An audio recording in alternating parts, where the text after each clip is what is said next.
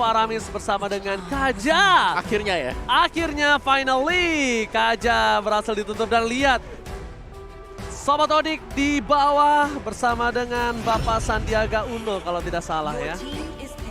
Oke, akhirnya membuka 1-1, tapi jangan lupakan potensi dari Natalia yang tidak di-ban kali ini. Ada Glue juga yang memang terlepas. 1-1, Glue, Kari. Kari nanti gak sih? Banyak Udah. banget yang kebuka. Betul. Dan Natalia, bentar, kalau bisa aku lihat Natalia bisa keluar loh pun kali ini. Bisa banget. Karena, Karena dari tadi udah kan memang, dan juga di respect ban terus kan. Sama Onyx. Dan Parsha dulu. Parsha. Karena Parsha ada Glue. Dua hero yang cukup tanky dan 1-1 butuh waktu untuk bisa menumbangkan Glue. Oh. Secara kalau Parsha yang memang dari weakness point-nya pecah, dia masih bisa bagus kan? Dan bahkan kotak sedikit demi sedikit akan terbuka nampaknya di atas sana ya. Dengan adanya Farsha ini akan jadi makanan untuk seorang Link. Harusnya. Ini makanan enak, empuk, lezat, dan bergizi. Tapi tergantung mau diambilkan atau tidak. Ya, ada Link, Hayabusa juga masih available sejauh ini. Dan bisa main tabrak ternyata. Dan terpantau ada Grok yang masih bisa menjadi salah satu flex pick bersama dengan Hayabusa kembali ditampilkan oleh Onyx Esports. Perform dari Kairi yang sama sekali tidak mengecewakan di game yang pertama. Hayabusa dia dengan timing yang memang sangat-sangat tepat sekali juga. Wah, Tidak terlalu membuang waktu untuk opening team fight. Dia gue memperhatikan Hayabusa dia dari zaman dia di Onyx PH. Itu Hayabusanya itu nggak sekolah memang.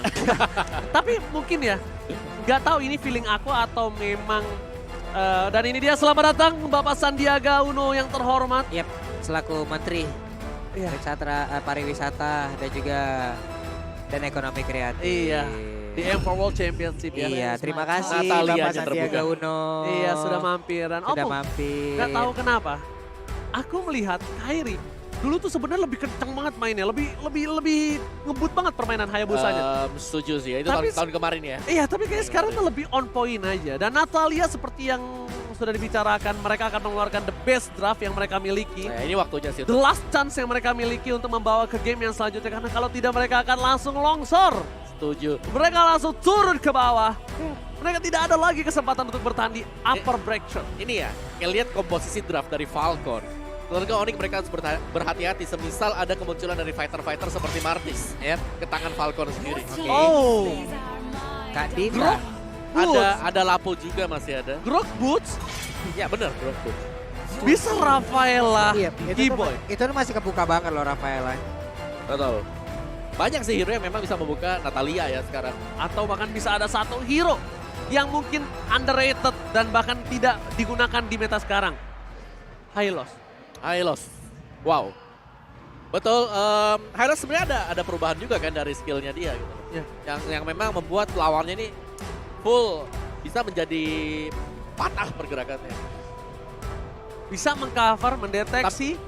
Benar, tapi kalau untuk posisi dari Hylos yang berhadapan dengan drafting, misal dari draft seperti Falcon sekarang, dia agak berat karena ada Glue di sana. Ya. Glue-nya sih yang menjadi PR, dan Glue-nya harus bisa dikembangkan cepat. Berarti kalau misalnya mau main seperti ini, bisa kiri Fredrin drop di depan untuk bermain. Wow. Sudah wow, ditutup, wow. baru dibilang. Tapi ternyata sudah ditutup Rafaelanya. Langsung. Untuk Ya. Keyboy nggak mau. Nggak apa-apa, kalau menurut aku nggak apa-apa. Kenapa? Karena Keyboy masih tetap akan bisa bermain dengan bermain dengan Groknya. Sedangkan Fredrin akan bermain di sisi samping. Sans akan balik lagi dengan Lilianya. Oke, nggak ada Lunox juga. Dan itu, kenapa? Karena mereka akan punya daya dobrak untuk inisiator tetap di arah Keyboy. Fredrin akan menjadi sebuah frontliner dan balik lagi Sans menjadi deal damage di garis depan. Membuat distraksi yang banyak untuk seorang Naomi. Dia mau numbangi siapa? Hayabusa, Wanwan, atau Lilia? Benar. Akan menjadi distraction untuk seorang Naominya. Naominya dibuat bingung. Naominya akan dibuat bingung. Salah satu mungkin soft counter lah ya buat One tadi retail. Di early Dan game. heavy cross pro-nya juga dengan Force of the Queen-nya yang dia ngaung langsung Iya. kena area semuanya. Yap. Ini dengan adanya yang kayak begini ya, Hayabusanya kalau menurut gua harus berbeda dengan game yang pertama tadi. Harus jauh lebih aktif lagi. Benar. Minimal selain menghilangkan dari retail, ini juga menanggulangi Parsha. Parsha pasti bakal langsung melakukan terus-terusan nih. Mungkin lebih karena Hayabusa yang buka ya nanti ya. Iya, karena Parsha juga ini udah siap banget nih, udah ready banget nih untuk ngebabat abis. Lilia. Lilia. Pasti dia akan pakai Lilia. Martis? Dan Matilda, aku kira dia akan pakai ke arah Grok Initiator. Tapi Matilda bisa buat open map juga. Stall belumnya dia ini bisa ngedetect kehadiran dari Natalia. Iya, berarti dia lebih mengamankan itu ya. Karena aku kira dia akan main fokus ke arah Farsha. Mungkin yang ditakutkan oleh Kiboy akan ada Farsha Purify. Yang mungkin Bisa. akan permainannya bisa mempatahkan pergerakan dari seorang Groknya. Last pick Martis. Udah kelihatan banget sih Martis. Tapi kok kenapa coachnya kayak Kayak kaget gitu. salah pencet? Iya. Apa? Iya nggak Tadi sih? ekspresinya sampai gitu. Ekspresinya kayak wadawaga digawak, wow. Oke. Atau Bukan lagi- ekspresi yang emang sengaja untuk mendapatkan satu buah apa? Satu buah Martis. ada apa ya? Bener nggak? Ada apa ya Pumawa? Pertanyaan itu. Nanti kita cari tahu. Nanti kita harus cari tahu bersama-sama. Karena Martis juga bisa untuk nabrak ya. Secara komposisi Falcon mereka pengen untuk bisa menangin secara objektifnya karena setiap kali misalnya ada Mortal Coil yang dilakukan di dekat dengan turtle-nya, dia bakal immune. Dan untuk pencet retirnya lebih gampang. Jadi secara damage-nya masuk, sembari ngasih retribution. Wow. Draft pick terakhir yang Wah. bisa dimanfaatkan oleh seorang tim Falcon.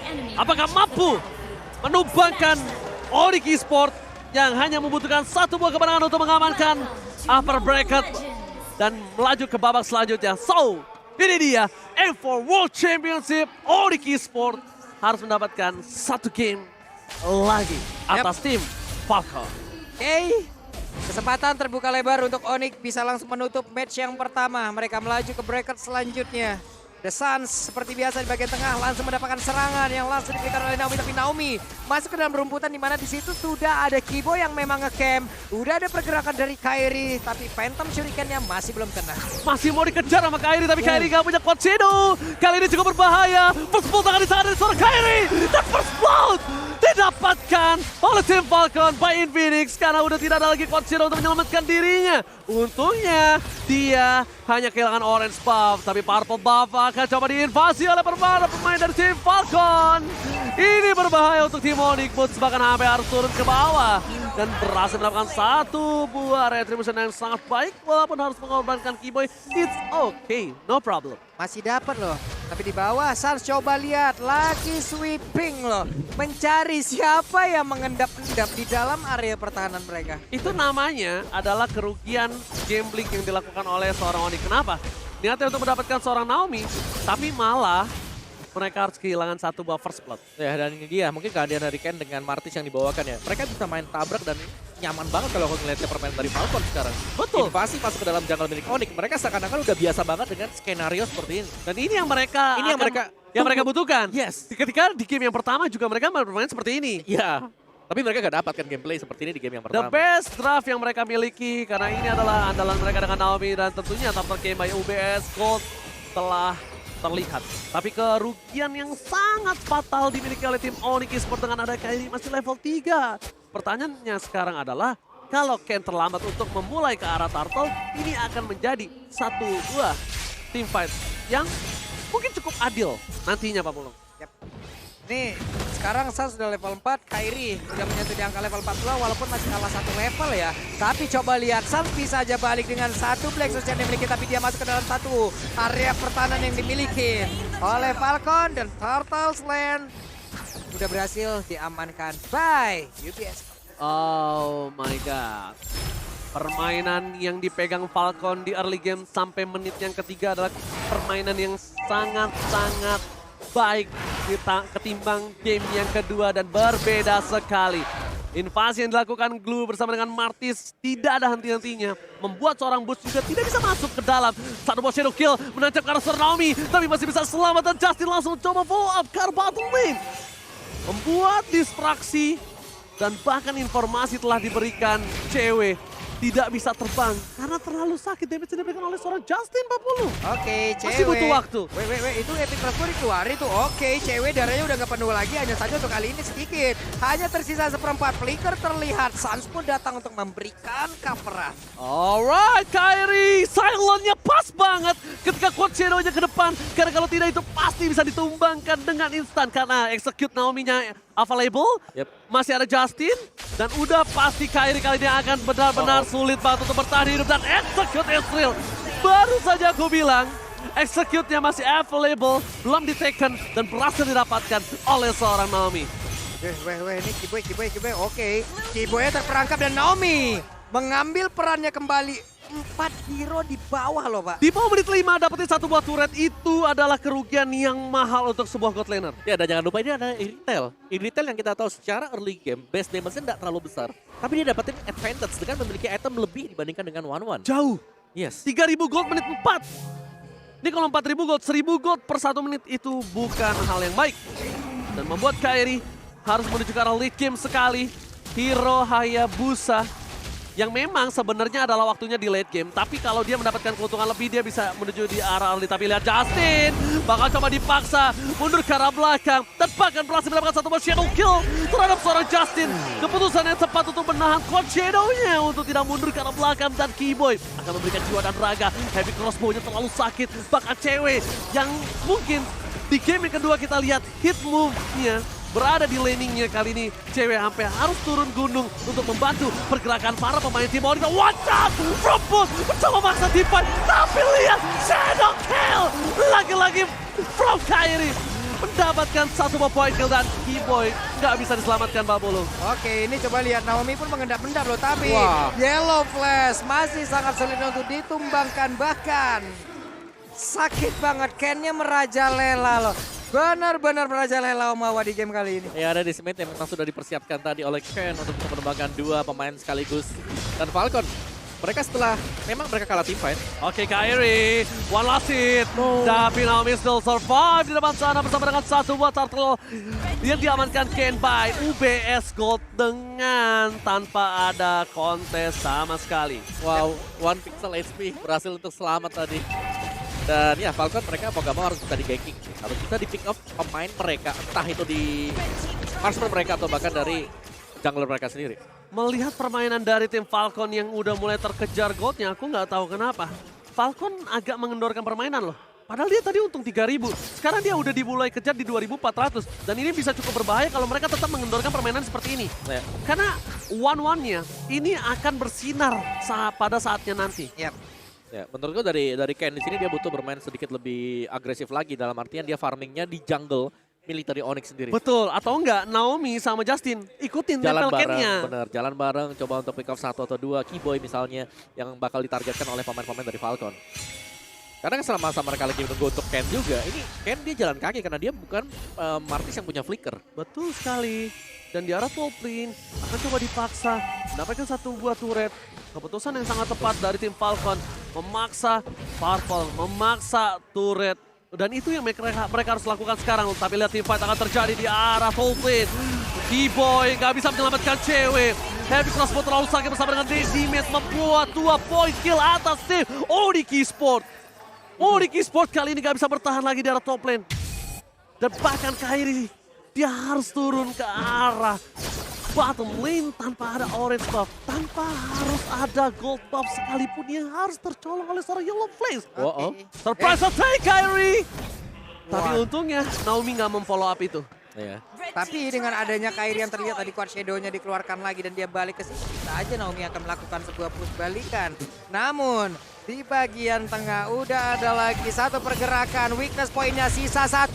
One udah siap, ready for flying, and langsung aja bisa memberikan damage yang mematikan. Shutdown yang didapatkan oleh seorang Kairi berhasil membuat para pemain dari tim Falcon. Mereka harus berkumpul untuk mempertahankan turtle yang mungkin belum bisa didapatkan mereka sekarang. Dan Ken akan kembali lagi ke lane of down. Ken sudah berada di posisi yang siap untuk mendapatkan lot yang berikutnya. Karena keuntungan 2.000 ini masih tetap untung, tapi tidak semaksimal tadi. Betul, keunggulan yang harusnya bisa jauh sebenarnya ya. Tapi memang untuk gagal melakukan eksekusi ini membuat Falcon mereka agak tertahan kali ini. Memang mereka punya garda depan, mereka punya glue-nya, tapi glue di sini bisa menjadi akses untuk dipecahkannya weakness point. Dan waktu glue-nya tumbang terkena crossbow flank, bisa saja pindah ke teman-teman yang lain juga. Jadi PR buat Zipex sekarang adalah bagaimana cara untuk bisa melakukan eksekusi ke Suns dan cewek dengan cepat. Oh, crossbow thing terbuka dan shadow kill ke arah belakang berhasil mendapatkan satu. Kairi mencoba untuk menutup seorang Justin tapi fall with Blackout. One shot berhasil mendapatkan Justin hilang di tengah sana dan membuat Onyx berkesempatan mendapatkan Lord yang pertama kali ini. Ini dia, Lord pun berhasil diambil lewat satu setup yang sangat baik. Tapi ada Yellow Flash masih siap untuk memberikan gangguan. Kairi sendirian. Mereka pun harus waspada dan juga berhati-hati dengan kehadiran dari Naomi. Yang perlahan bisa aja masuk dan juga memberikan serangan mendadak. God laner farming, God laner zoning out. Lihat cluenya, di zoning out oleh seorang cewek. Dan bahkan Bartle buff hampir saja didapatkan oleh seorang tim Onyx. Tapi it's okay, udah cuan banget, udah maksimal yang mereka bisa lakukan dari under kondisi. Dan mereka mengejar 3.000 gold ketertinggalan di menit yang keempat tadi. Benar, reset semuanya. Sekarang goldnya sudah sangat-sangat berimbang sekali. Bahkan keuntungan untuk Onyx yang berhasil untuk mendapatkan Lord yang pertama. Lord yang pertama. Ya, tinggal seberapa besar nanti impact dari Lord ini. Dan apalagi dari Groknya full attack item BOD sebentar lagi diselesaikan oleh dia. Heptasis. Permasalahannya adalah Ken nggak boleh terlalu depan untuk ketiga kalinya. Dia udah 2 kali. Dia harus punya follow up juga ya dari bagian belakang. Dia niatnya mancing atau apa ya Pung ya? Tapi dia ngebuka crossbow thing. Nah itu 2 dia. kali loh. Tapi ya memang sih hero-hero yang dipakai sama Falcon ini punya potensi untuk ngebuka weakness point cepat banget.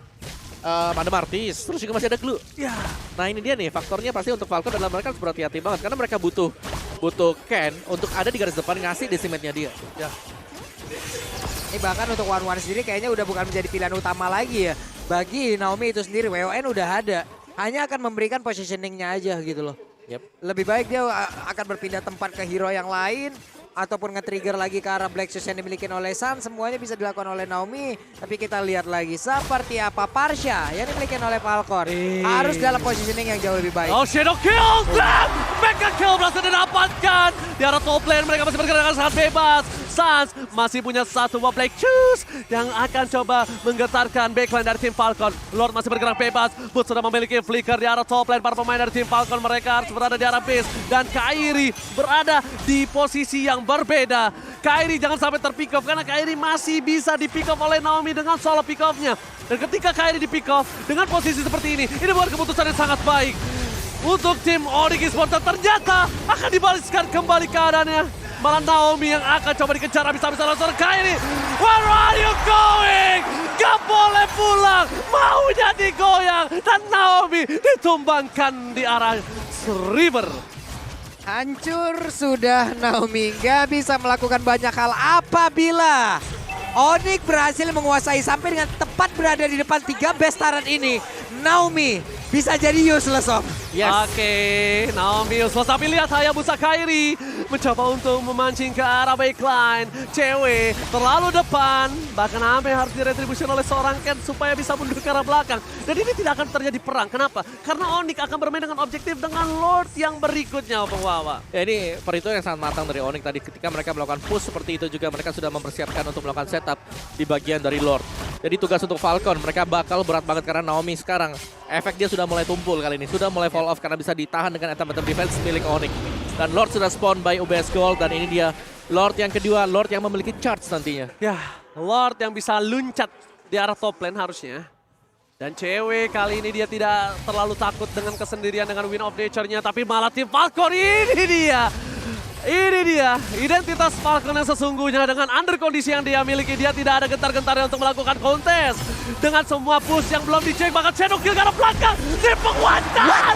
Push! Again! Berhasil menutup ke arah backline. Berhasil mendapatkan 2. Dan ini bencana untuk tim Falcon. Cewek belum bersinar. Dan bahkan Yellow Flash membuka Ready to take off. Ready to take off. Double kill. Nge-pot triple kill. Tersisa seorang Ken. Dan ini bencana. Falcon tersisa Ken. Dan Onyx Esports bahkan one strike push. Fokus ke arah base-nya. Menumpahkan Falcon. Dan memantapkan diri. Berada di upper bracket.